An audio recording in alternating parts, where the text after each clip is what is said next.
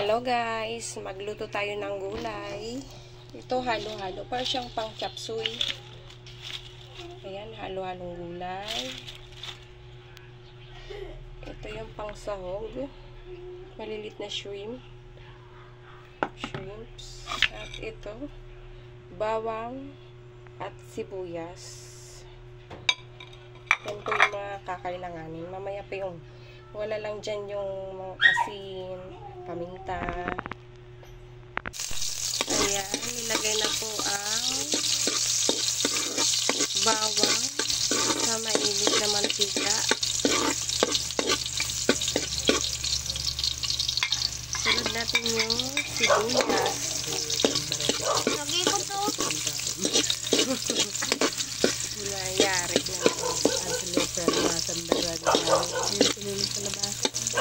Tambay naman. Galit na naman yung aso sa mukha niya. Pag nakakaano yung sa ref, galit sa mukha niya, tinatahulan.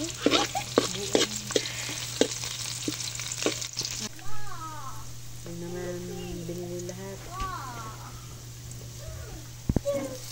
At okay na po yung ating. Ilagay na po natin yung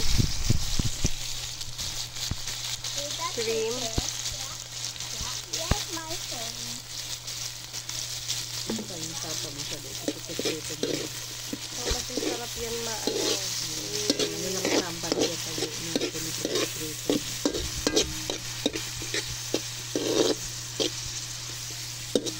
Medyo luto-luto. Prito ng konti. Imbis walang dumi eh. O, yan, nilipad na naman yan. Pag nagtay-tay tayo. Sabi.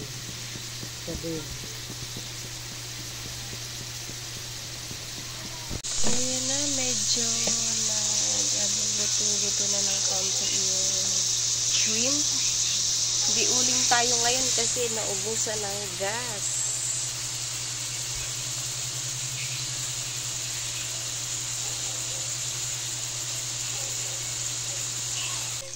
Dinin niyo kay Greg. Lagyan na po natin siya ng toyo.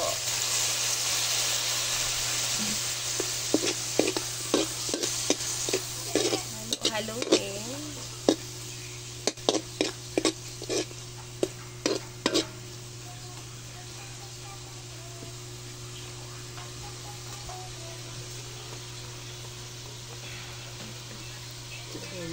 Lagay na po natin yung gulay. Yung gulay para siyang ano yun, tawag dyan? Yung isang lasing niluluto.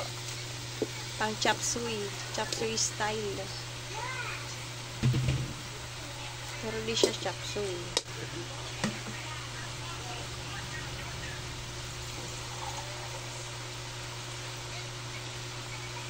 Lagyan ng water, konting tubig. May bibili.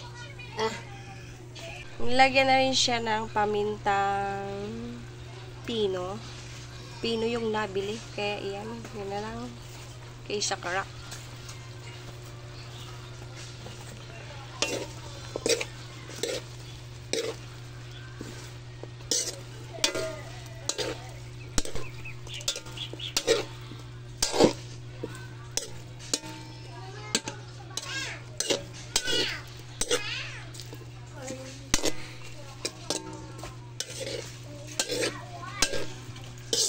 Sabit mo yung ano, Jared, baka lumabas yung aso. Diyan na si Kailo. Maaga bumiyahe.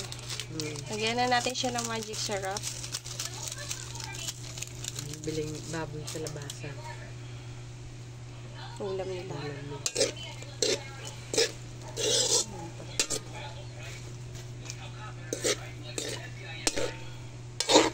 At ayan, malapit nang maluto ang ating gulay.